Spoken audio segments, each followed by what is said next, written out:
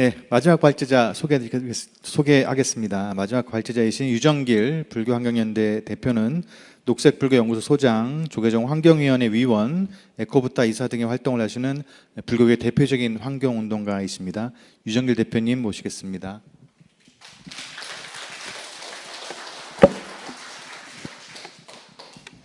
네, 저도 시간을 정해놓고 하겠습니다. 저는 예전에 여기서 몇 번 강의를 한 적도 있었던 것 같아요.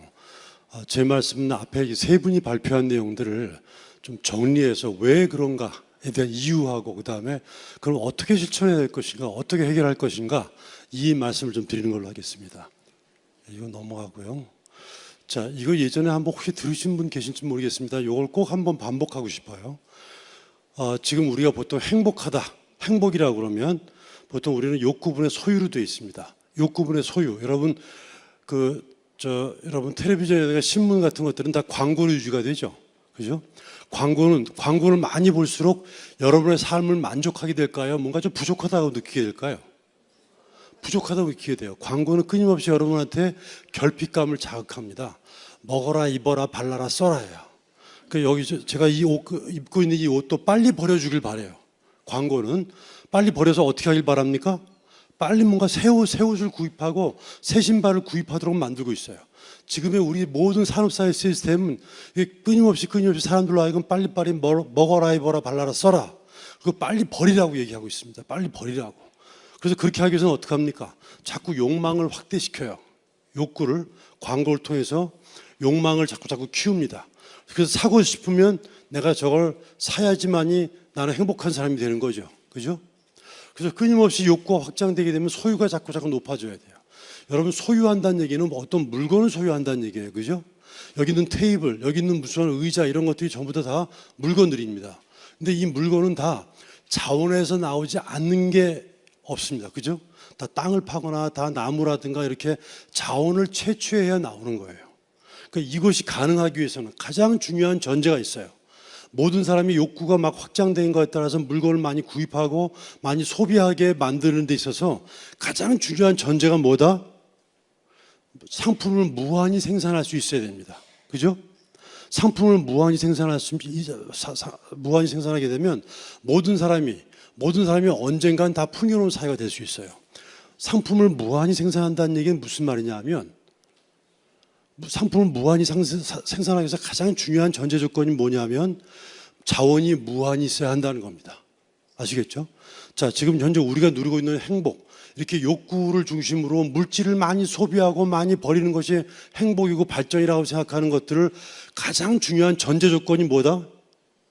자원이 무한히 있으면 가능해요.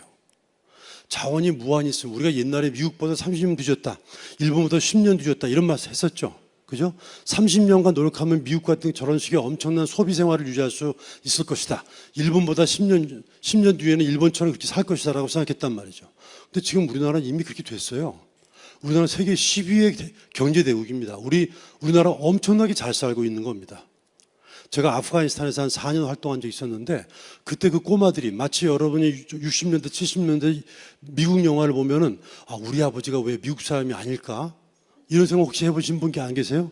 내가 왜 재수가 없어가지고 미국에 태어나지 않았을까? 이런 생각 혹시 해보신 분 안 계십니까? 전 그런 생각 했었어요.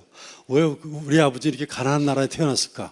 근데 여러분, 이미 우리 한국은 엄청 잘 사는 나라가 됐어요. 제가 아프가니스탄에서 4년 있으면서 그 꼬마들이 나보고 그런 생각합니다. 자, 그러면 모든 나라가 미국처럼 살면 어떻게 될까? 자, 지금 이게 가장 핵심입니다. 모든 사람이 발전하고 성장하고 행복하려고 하는 게 뭐냐면 잘 먹고 잘 사는 거예요. 대량 생산, 대량 소비, 대량 폐기. 이게 잘 사는 나라고 그렇게 살고 싶어 합니다. 이렇게 살고 싶어 해서 부처님, 예수님 동원해가지고 헌금하고 보시하면서 부처님한테, 예수님한테 헌금할 테니까 말씀 좀 잘해가지고 100만 원 헌금할 테니까 1000만 원 벌게 해달라고, 믿습니다, 주시옵소서 라고 계속 하고 있습니다.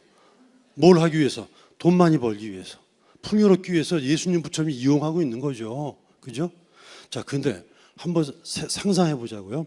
지구가 있어요. 현재 인구 얼마? 80억. 지금 미국의 인구가 얼마라고요? 3억 5천. 4.4%밖에 안 돼. 미국이 전 세계 화석연료에 얼마나 쓰고 있느냐? 32%를 소비하고 있어요.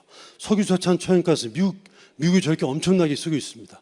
자, 우리나라를 포함해서 전 세계 잘 사는 20%밖에 안 되는 나라가 전 세계 화석연료, 석유저탄 천연가스 얼마 쓰고 있느냐? 자, 82% 소비하고 있습니다.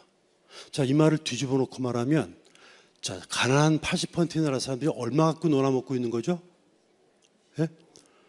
18%의 화석연료 갖고 놀아먹고 있는 거예요. 자, 여러분, 지구온난화 문제, CO2가 많아지고 있다고 그랬죠?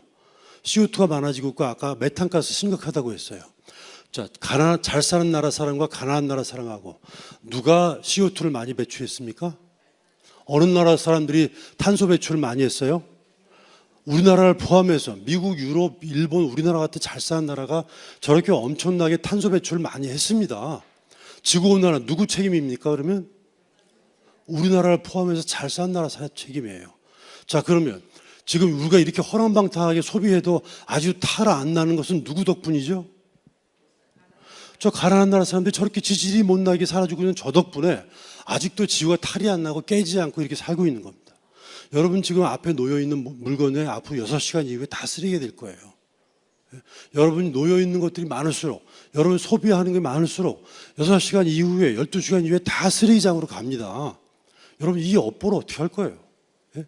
여러분 원래 전통적으로 내가 싼 똥은 누가 치운다 원래? 내가 싼 똥은 내가 치워야죠. 근데 지금 우리나라 시스템은 내가 싼 똥은 누가 치우게 만드느냐? 아까 했었죠. 가난한 나라 사람한테, 또 가난한 사람들한테, 또 말 못하는 동물들한테 바다에 버리죠. 옛날에 음식물 쓰레기들을 갖다 요즘은 바다에 버렸습니다. 옛날에. 지금은 못 그럽니다만 군산 앞바다, 부산 앞바다, 포항 앞바다. 또 바다에서 소각했었어요. 소각해서 어디다 버리겠습니까? 바다에 버려요. 그러면 누구한테 부담을 떠넘기는 거죠? 물고기한테. 여러분, 그 하와이하고 미국 사이에 남한 면적의 7배나 되는 쓰레기섬이 있어요. 여러분, 쓰레기섬 이렇게 유튜브 쳐보면 어마어마하게 많은 쓰레기가 지금 대서양, 인도양, 북대서양, 남대서양의 해류 영향 때문에 모아져 가지고 있습니다. 이 또 플라스틱들이 많이 떠 있죠. 플라스틱은 햇빛 받으면 잘게 갈라져요. 잘게 갈라지면 이게 얼른 누가 먹겠습니까? 플랑크톤. 플랑크톤을 먹는 또 작은 물고기, 또 큰 물고기, 이게 생물학적 농축으로 해서 다 우리한테 들어옵니다. 여러분 생선 좋아하시죠? 생선 많이 먹으시는 분 일주일에 카드 있죠, 여러분 카드? 크레딧 카드 한 장씩 먹는 꼴이라고 얘기합니다. 자, 그래서 지금 현재 기후 위기는 이렇게 잘 사는 나라 애들 책임이에요. 우리나라를 포함해서 이렇게 엄청나게 많은 소비를 유지하고 편익을 유지하고 있는 잘 사는 나라 책임이고, 또 80%의 가난한 나라 사람들 덕분에 그나마 유지가 되고 있다는 거예요. 자, 한번 또 생각해 보자고요. 지구. 자, 우리는 어떻게 잘 살고 있냐면 잘 사는 20%의 사람들이 지구의 자원은 똑같이 나눠 쓰는 게 좋은 일이죠. 그죠? 똑같이 골고루 평등하게 나눠 쓰는 게 좋은 거지 않습니까? 근데 지금 우리는 어떻게 쓰고 있냐면 소수의 잘 사는 사람들이 가난한 사람들이 마땅히 써야 될 80%의 자원을 다 끌어당겨 쓰고 있다고 볼 수 있지 않습니까? 그래서 다 뺏어 쓰고 있다고 볼 수 있지 않아요? 자, 여러분이 지금 깨끗하게 발 먹고 잘 살고 있는 것들은 뭐냐면, 첫 번째, 어떤 여러분이 업보를 짓고 있냐면, 첫 번째, 가난한 사람들이 써야 될 자원을 여러분 다 끌어당겨 쓰고 있기 때문에 여러분이 지금 풍요를 누리고 있고 청결함을 누리고 있고 잘 살고 있는 거예요. 또 두 번째, 여러분 후손들, 여러분 증손자, 고손자 모두가 다 여러분처럼 살아야 될 거 아닙니까? 그죠? 근데 지금 우리는 미래 세대가 써야 될 자원까지도 다 뺏어 쓰고 있는 거예요. 지금 우리가 지금 누리고 있는 풍요, 이건 뭐냐면 가난한 나라 사람들이 써야 될 자원을 다 뺏어 쓰고 있는 거고, 미래 세대가 써야 될 자원을 뺏어 쓰고 있는 그것을 우리가 누리고 있는 거예요. 여러분, 우리 불교는 우리 참회 많이 하죠. 참회라는 것은 내가 잘못했다는 거예요. 근데 내가 뭘 잘못한지를 알아야 생활을 바꾸지. 잘못한 줄 모르면 그 죄를 자꾸 반복합니다. 여러분, 어떤 죄업을 지으셨냐면 가난한 사람이 써야 될 자원까지 다 뺏어 쓰고 있는 거였고요. 미래 세대가 써야 될 자원까지 다 뺏어 쓰고 있는 그 죄업을 짓고 계신 겁니다. 물론 여러분 개개인의 잘못이 아니라 할지라도 여러분이 누구는 무수한 편익들은 은연중 알게 모르게 이런 사람들의 이 손해를 갖다 감내하고 있는 거예요. 자, 그래서 여기까지. 지금 우리는 가장 중요한 어리석음, 우리 부처님을 가르치면 인류가 왜 이렇게 고통에 빠져 있느냐? 미망 때문에 그렇다고 그래요. 미망이라는 게 뭡니까? 어리석음, 무지예요. 우리가 뭔가 어리석고 뭔가 무지하고 있다는 거예요. 근데 처음에는 저는 그냥 그래 그런가 보지 생각했어요. 근데 환경 문제를 공부할수록 정말 우리가 어리석음에 빠져 있고 우리가 잘못된 전제, 진리라고 생각했는데 그 진리가 잘못된 거예요. 그거에 빠져 있다라는 겁니다. 제가 오늘 그 말씀을 드릴 이유입니다. 우리는 지금 자연이 무한히 있다는 전제 위에 모든 산업사회 시스템이 만들어져 있습니다. 지금 대학에 나온 정치학 하시는 분, 경제학 하시는 분, 모든 대학이 갖고 있는 학문 시스템의 가장 기본 전제가 자원이 어떻다? 자원이 무한히 있다고 생각하는 거예요. 근데 여러분, 하나뿐인 지구란 말 들어보셨죠? Only one Earth란 말 들어보셨죠? 하나뿐인 지구란 말은 자원이 무한히 있다는 얘기예요? 자원이 한계가 있다는 얘기예요? 한계가 있다는 게 팩트야. 근데 우리는 어떤 바보 같은 어리석음에 빠졌느냐? 자원이 무한히 있다는 것들을 당연히 한 전제 위에 이런 삶을 유지하고 있는 거예요. 모두가 미국처럼 살려면 지금 지구가 6개가 필요해요. 모두가 유럽이나 우리나라처럼 살면 지구가 3, 4개가 더 필요합니다. 자원이 한계가 유한하다는 게 중요한 팩트입니다. 환경 문제는 너희들 이렇게 잘못 살고 있어. 지금 자원이 유한한데도 무한하다는 잘못된 착각 위에 있다 보니까 이렇게 과보를 받고 있는 거야 라고 메시지를 던지고 있는 게 환경 문제예요. 자, 그래서 실제로 자원이 유한하다는 것들로 보자 한다면 욕구분의 소유입니다. 그죠? 자, 근데 소유를 무한히 할 수 없죠. 왜? 자원이 한계가 있기 때문에 물건 생산을 많이 못해. 소유를 무한히 못해요. 여러분 수학적으로 볼 때 분자 분모죠. 분자를 더 이상 키울 수 없으면 행복할 수 없을까? 수학적으로. 방법이 없습니까? 방법이 없어요? 있죠. 분모를 줄이면 되죠. 분모를 줄이면. 그래서 욕구를 줄이는 방법밖에 없어요. 소유를 무한히 확장하고 풍요를 누리고 큰 집에 살고 좋은 차 타고 다니면서 이것이 행복이고 발전이라고 생각하는 것, 바로 이런 사람이 환경 위기를 야기시켰고 지구 미래를 파괴시켰고 미래 세대의 희망을 파괴하게 된 겁니다.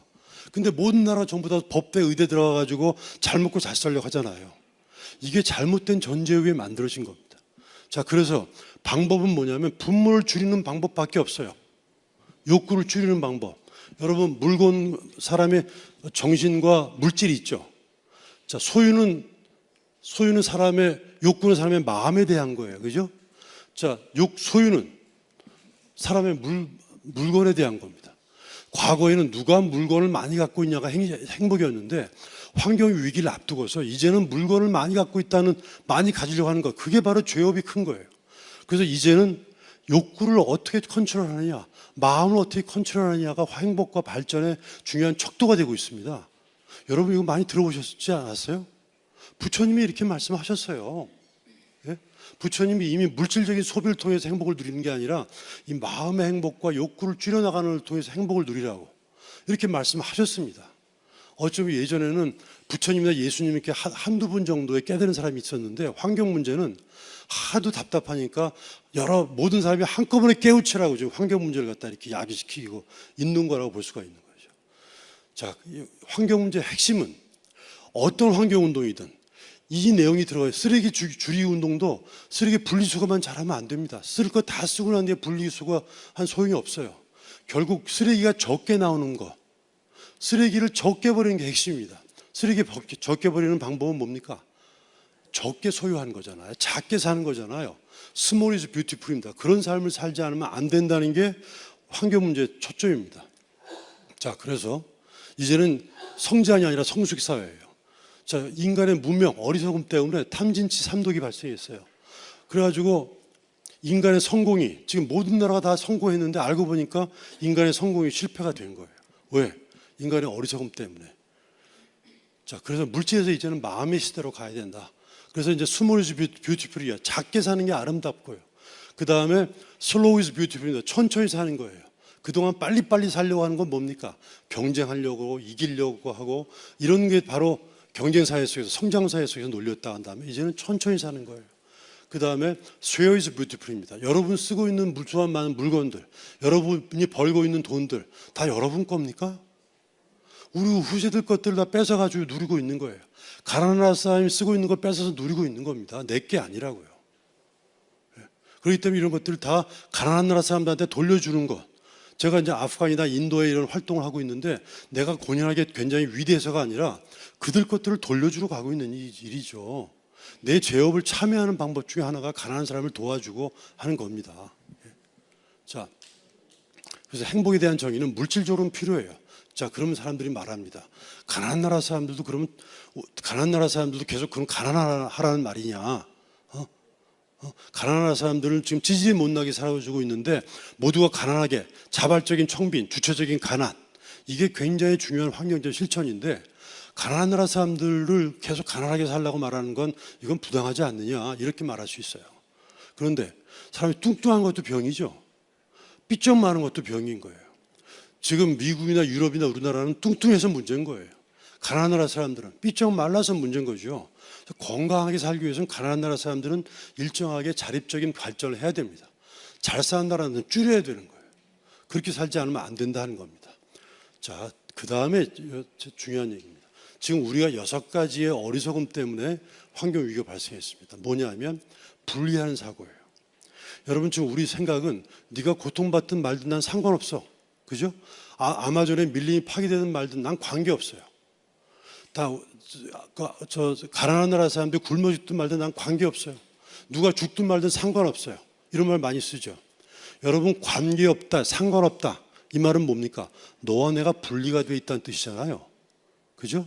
근데 부처님의 가르침은 너와 내가 관계가 있다는 가르침입니까? 연결되어 있다는 가르침입니까? 끊어져 있다는 가르침입니까? 부처님의 가르침은. 부처님의 가르침의 핵심은 모든 게 연기법이에요. 연결되어 있다. 관계 맺어 있다는 거예요.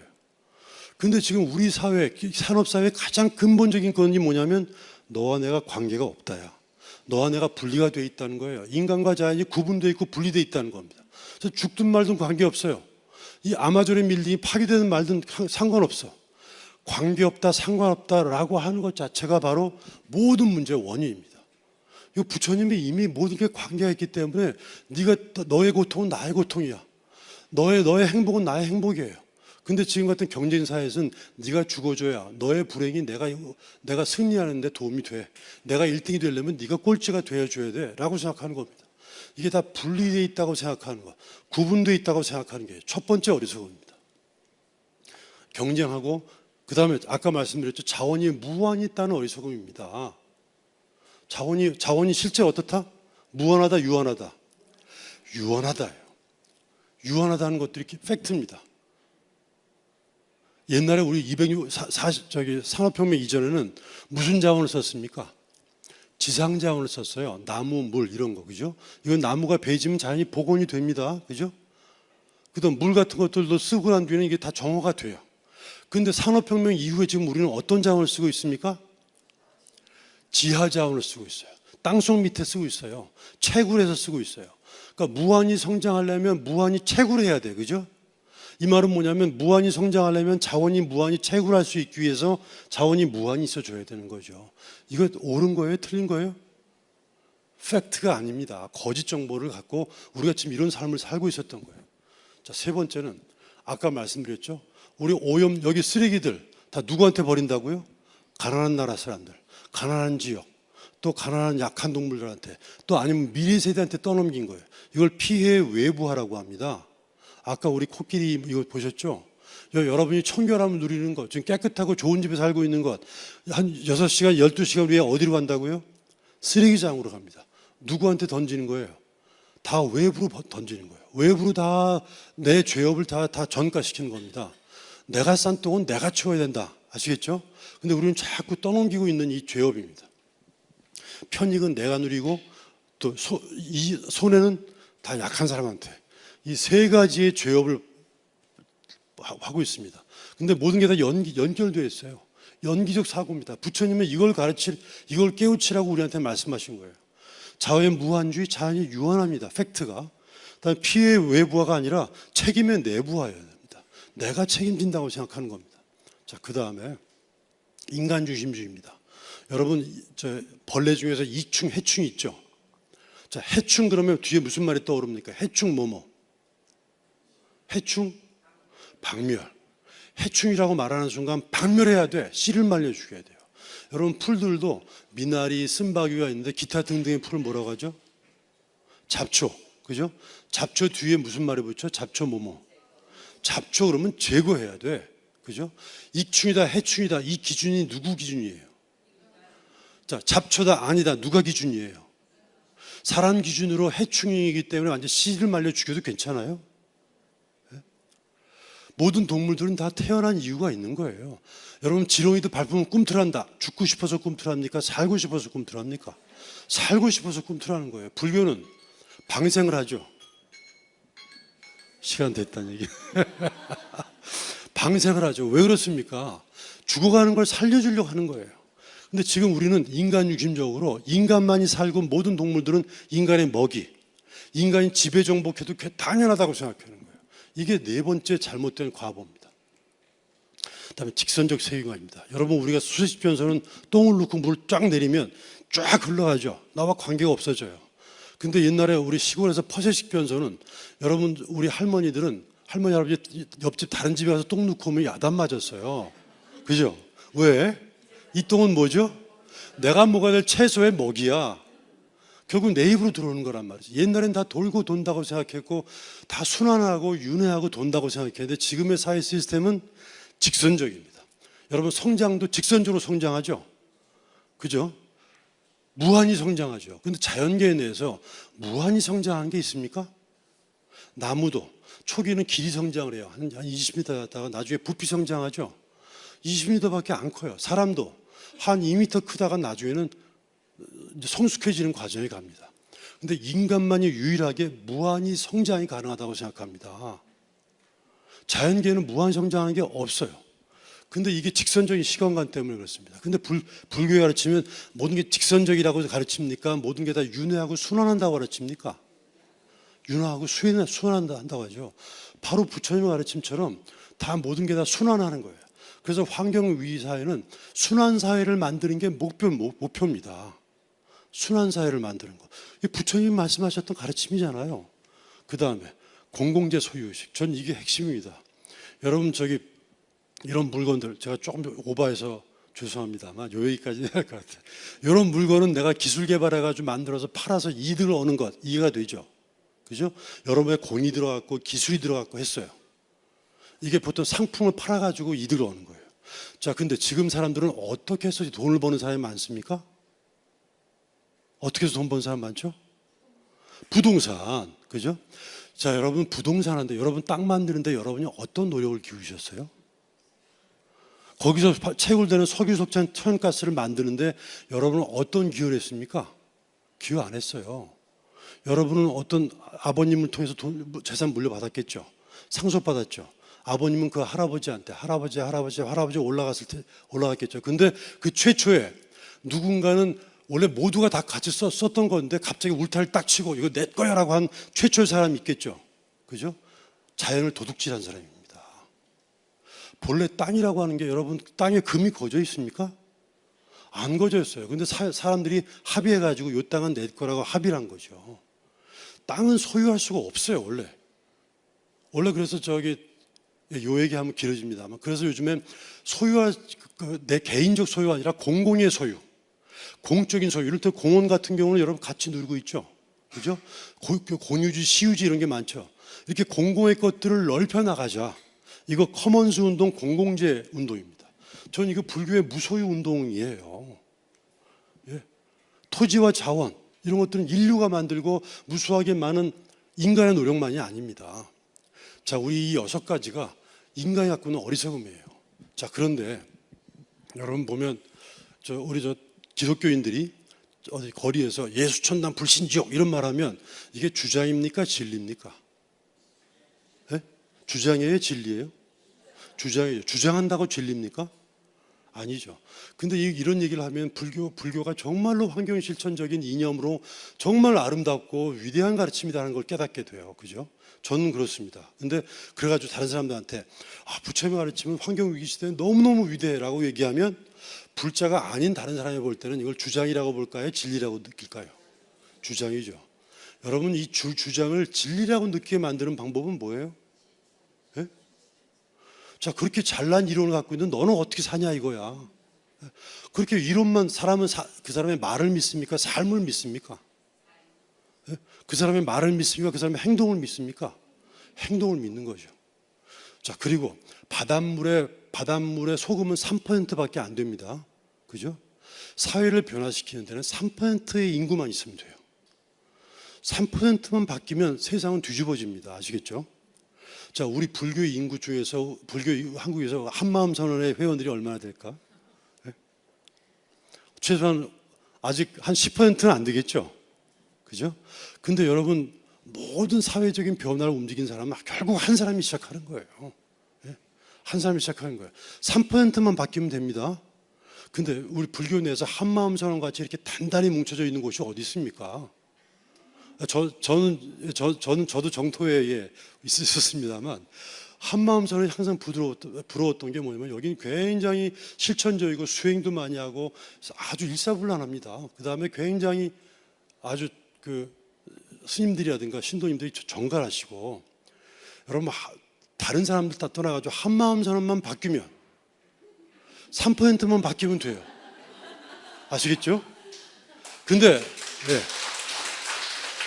자, 마지막에 여러분 이런 기후 환경 실천은 이게 편리한 실천일까요? 좀 불편한 실천일까요?